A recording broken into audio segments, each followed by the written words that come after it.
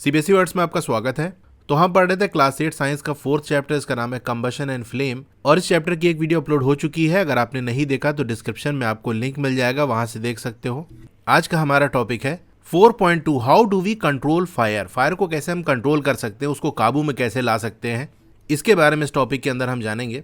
You must have seen or heard of fire breaking out in homes, shops and factories. तो घरों में, दुकानों में, फैक्ट्रीज में आग लगी हुई आपने देखा होगा या उसके बारे में सुना होगा कि फला जगह पर आग लग गई। अगर ऐसा एक्सीडेंट आपने देखा है, कहीं पर आग लगे देखा है, तो शॉर्ट सा डिस्क्रिप्शन आपको लिखना है अपनी नोटबुक के अंदर कि कैसे क्या हुआ, क्या देखा आपने, और अपना एक्सपीरियंस अपने क्लासमेट के साथ भी आप शेयर कर दो। Find out the telephone number of the fire service in your area.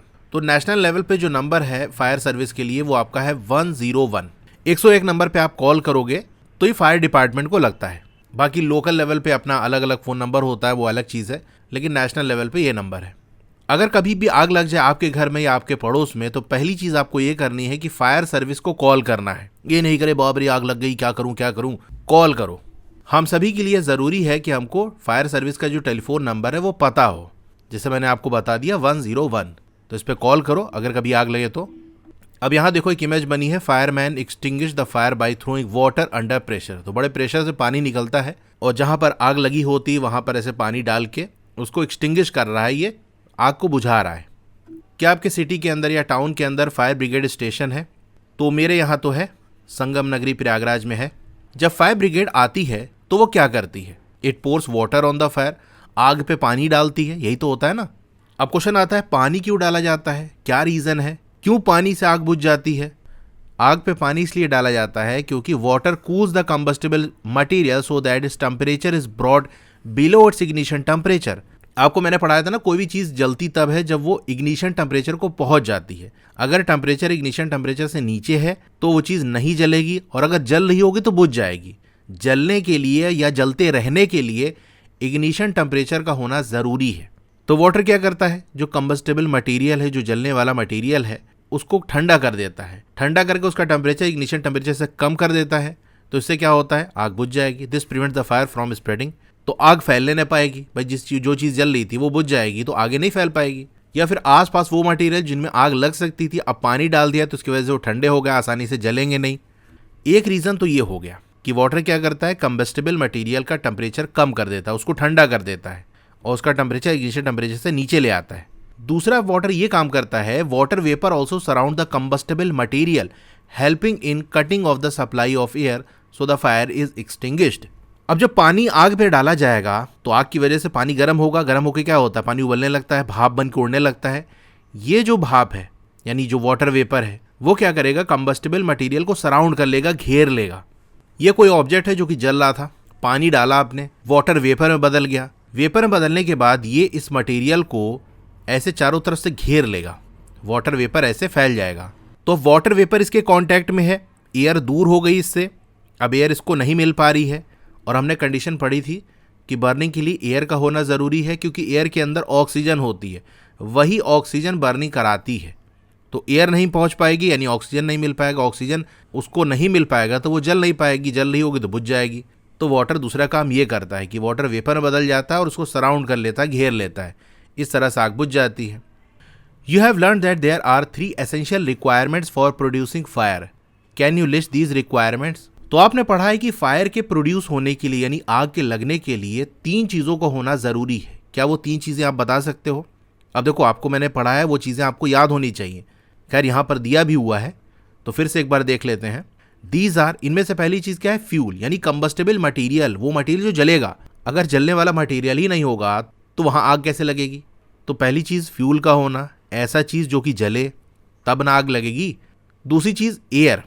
Air क्यों ज़रूरी है? टू सप्लाई ऑक्सीजन, क्योंकि एयर के अंदर होती है ऑक्सीजन और यही ऑक्सीजन बर्निंग कराती है यानी कंबशन कराती है।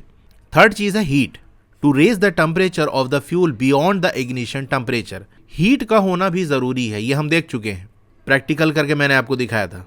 फ्यूल प्रेजेंट है, एयर भी प्रेजेंट है, लेकिन अपने आप से ऐसे आग नहीं लग जाएगी। कोयला लेके बैठे हो, आग थोड़ी ना पकड़ लेगी। उस कोयले को या जो भी फ्यूल आपके पास है उसको हीट करना पड़ेगा। कहाँ तक हीट करना पड़ेगा? उसके इग्निशन टेम्परेचर तक या उससे ऊपर ले जाना पड़ेगा, उतना हीट करना पड़ेगा, तब जाके उसमें आग पकड़ेगी। तो हीट का होना भी ज़रूरी है। फायर को हम कंट्रोल कर सकते हैं इनमें से एक या एक से ज़्यादा रिक्वायरमेंट को रिमूव करके, यानी कोई एक चीज़ भी हटा लोगे ना तो आग जलना बंद हो जाएगी। फायर फाइटर का काम ये होता है कि वो क्या करे, is to cut off the supply of air, air की सप्लाई को कट कर दे, या फिर जो टेम्परेचर है फ्यूल का उसको कम कर दे, या दोनों ही काम कर दे। तो फायर फाइटर जब पानी डालता है तो उसमें क्या होता है, ऊपर अभी हमने देखा था ना कि वो वाटर वेपर बन जाता है और कंबस्टेबल मटेरियल को सराउंड कर लेता है, घेर लेता है, जिससे कि ऑक्सीजन की यानी एयर की जो सप्लाई है वो उस मटेरियल तक नहीं पहुंच पाती, आग बुझ जाती है। दूसरा, पानी डालने की वजह से वो जो मटेरियल है वो ठंडा हो जाता है, यानी उसका टेम्परेचर डाउन हो जाता है।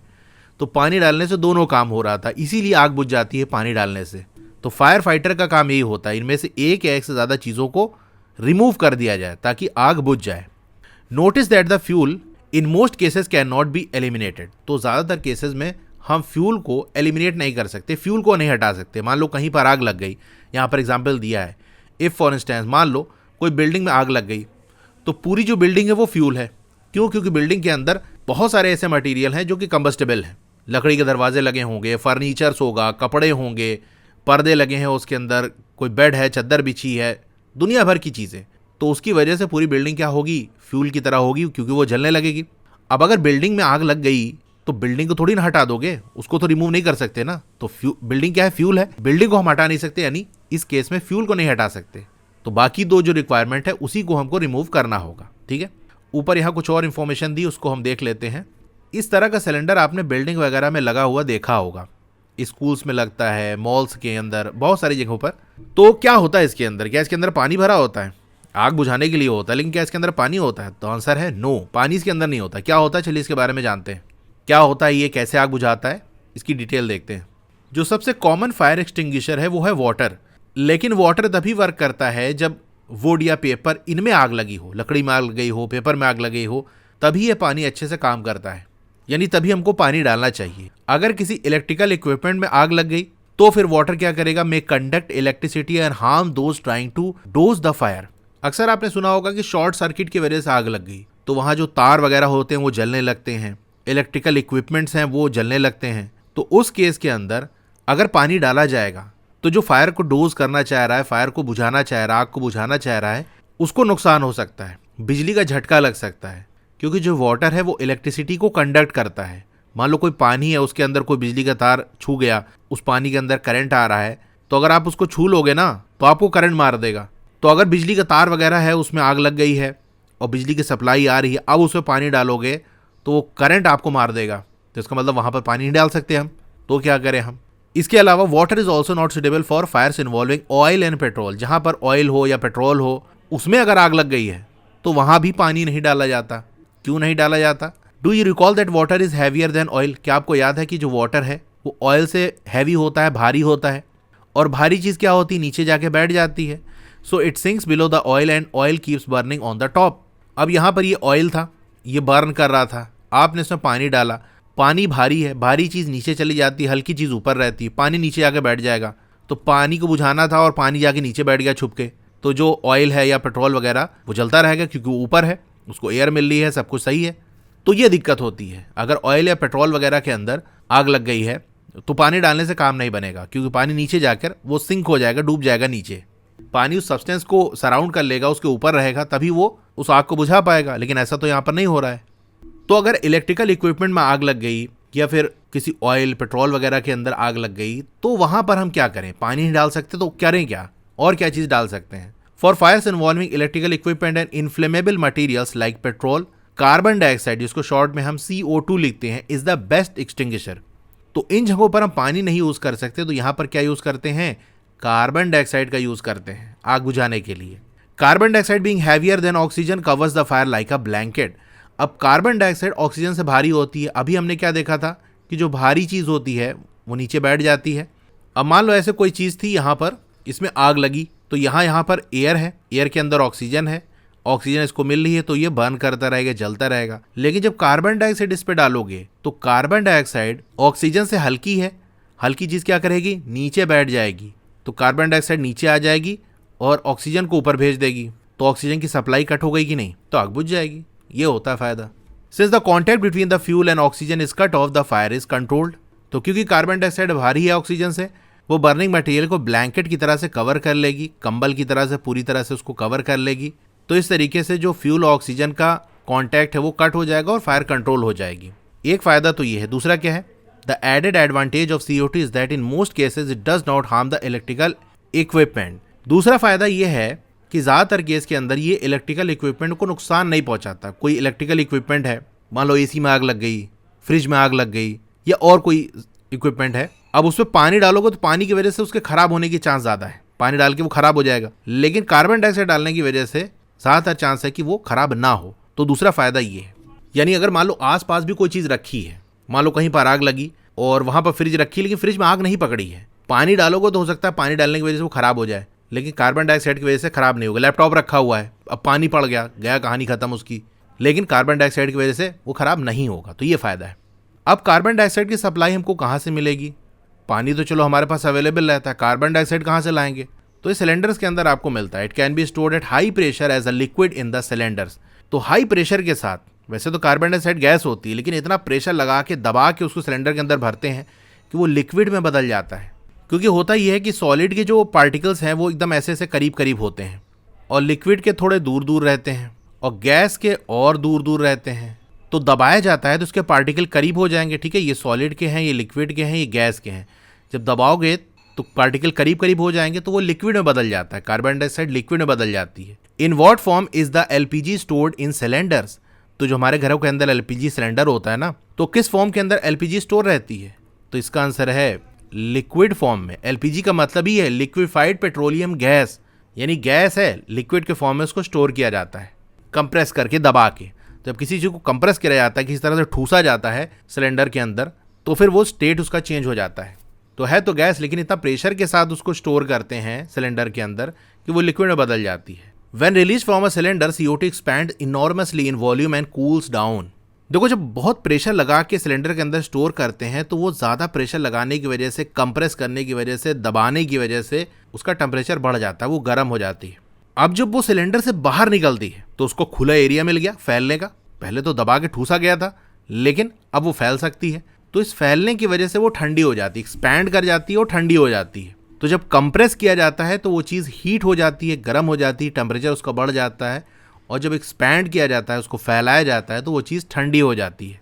So it does not only form blanket around the fire, it also brings down the temperature of the fuel. तो ये सिर्फ आग के चारों तरफ एक ब्लैंकेट ही नहीं बनाती जिससे ऑक्सीजन की सप्लाई कट हो जाए, बल्कि टेम्परेचर भी फ्यूल का कम कर देती है। तो दोनों चीज़ हो गया ना, हमारा जो वाटर में हो रहा था वो यहाँ पर भी हो गया।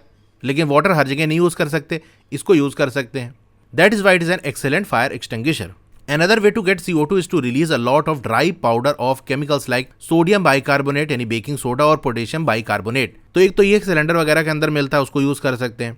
नहीं तो हमारे घरों के अंदर सोडियम बाइकार्बोनेट यानी बेकिंग सोडा होता है, नहीं है तो बहुत आसानी से मार्केट के अंदर मिल जाता है। तो उसका सूखा हुआ पाउडर भी डाला जा सकता है, इससे भी कार्बन डाइऑक्साइड रिलीज होती है। Near the fire these chemicals give of carbon dioxide. तो फायर के करीब ये जो मटीरियल है, इनसे कार्बन डाइऑक्साइड निकलती है। तो इनको भी डायरेक्टली हम यूज़ कर सकते हैं आग को बुझाने के लिए, क्योंकि यहाँ से कार्बन डाइऑक्साइड निकलती है। 4.3 types of combustion.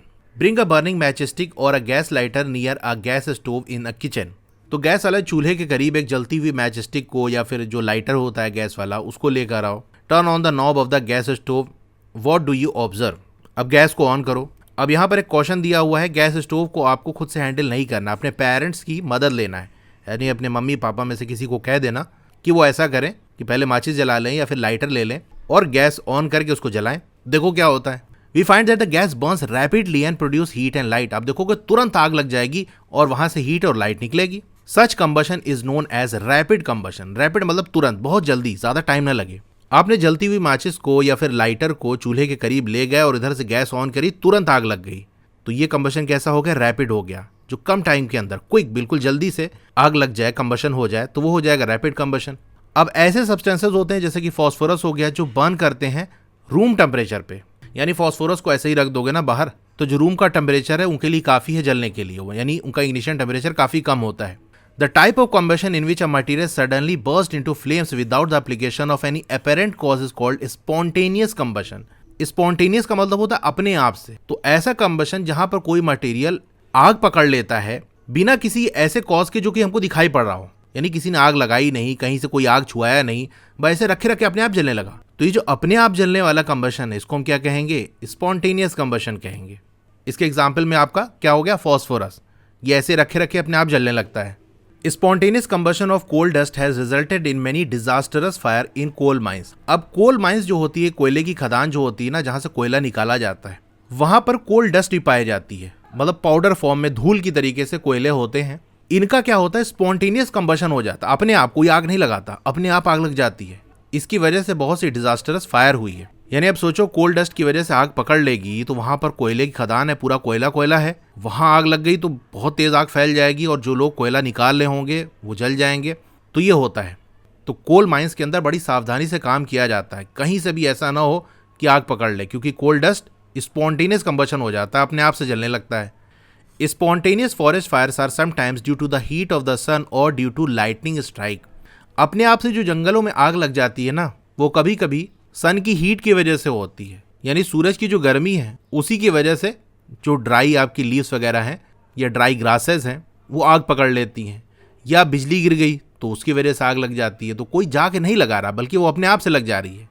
However most forest fire are due to the carelessness of human beings. तो कभी कभी फॉरेस्ट फायर स्पॉन्टेनियस होती है, अपने आप से लग जाती है, लेकिन ज़्यादातर ऐसा होता है ना कि इंसानों की अपनी गलती की वजह से आग लग जाती है जंगलों के अंदर। It is important to remember that the campfires must be completely extinguished before leaving a forest after a picnic or a visit। लोग जंगल जाते हैं घूमने, वहाँ कैंपिंग वगैरह करे, पिकनिक मनाने गए और वहाँ आग जलाए। अब आग जो है उन्होंने बुझा दिया, उनको लगा आग बुझ गई, लेकिन थोड़ी बहुत कुछ राख थी, वो उड़ के जो हल्का सा कहीं जल रहा था वो किसी और जगह पर जाकर किसी और चीज़ को जला दिया, इस तरह से आग बढ़ गई। तो अक्सर इंसानों की गलती की वजह से ही आग लग जाती है इस तरह से। We generally have fireworks on festival days. तो हम पटाखे वगैरह जलाते हैं ना फेस्टिवल्स में, तो जब क्रैकर को इग्नाइट किया जाता है, जलाया जाता है पटाखे को, तो क्या होता है? Sudden reaction take place with the evolution of heat, light and sound.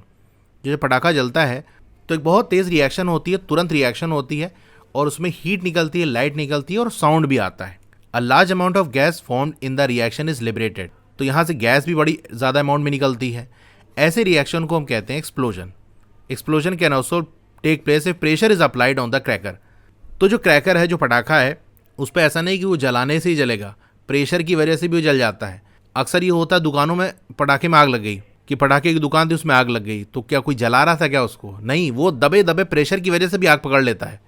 एक पटाखा फटा तो फिर उसके बाद एक जलने लगता है सब। तो टाइप्स ऑफ कंबशन में 3 कंबशन हमने देखा। एक तो रैपिड कंबशन जो तुरंत हो जाता है, दूसरा स्पॉन्टेनियस कंबशन यानी अपने आप वहाँ पर आग लग गई, अपने आप कंबशन होने लगा, जलने लगा, और तीसरा एक्सप्लोजन। इसमें क्या है कि बड़ा एनर्जी के साथ यहाँ पर कंबशन होता है, हीट भी देखने को मिलती है, लाइट भी निकलती है, साउंड भी, गैस भी। तो ये आपका एक्सप्लोजन है। एक्सप्लोजन को जनरली हम साउंड से रिलेट कर लेते हैं, जहाँ धमाका होता है तो वहाँ साउंड से हमको सुनाई पड़ता है। ठीक है, तो ये टॉपिक हमारा यहाँ पर कंप्लीट हो गया। इसी के साथ ही वीडियो भी हमारी यहाँ पर एंड होती है। क्लास 8 की और वीडियो देखना चाहते हो तो इस तरह से आपकी वीडियो चली होगी। पहले वीडियो को लाइक कर लो, चैनल को सब्सक्राइब कर लो, मोर पे क्लिक कर देना है, फिर से मोर पे क्लिक कर देना है, तो आपका डिस्क्रिप्शन ओपन हो जाएगा। यहाँ पर आपको मेरे व्हाट्सएप चैनल का लिंक मिल जाएगा, उसको ज्वाइन कर लोगे तो आपको लेटेस्ट अपडेट मिलती रहेगी। डोंट वरी, आपका नाम और फोन नंबर किसी को भी विजिबल नहीं होगा। फिर क्लास 8 की बेस्ट बुक का लिंक मैंने दे दिया है, इस लिंक पे क्लिक करके यहाँ से परचेज कर सकते हो। अब अगर आपको स्टडी मटेरियल चाहिए, जैसे नोट्स हो गया, एक्सरसाइज के सॉल्यूशन हो गया, तो मेरी वेबसाइट विजिट कर सकते हो। और नीचे आओगे तो क्लास 8 मैथ्स की चैप्टर वाइज प्लेलिस्ट मिल जाएगी। जिस चैप्टर की वीडियो देखनी है उसके साथ में जो लिंक है उस पर आप क्लिक करोगे तो उस चैप्टर की प्लेलिस्ट ओपन हो जाएगी। और नीचे आओगे तो और भी जो सब्जेक्ट्स हैं उनकी प्लेलिस्ट का लिंक मिल जाएगा। Okay, thank you.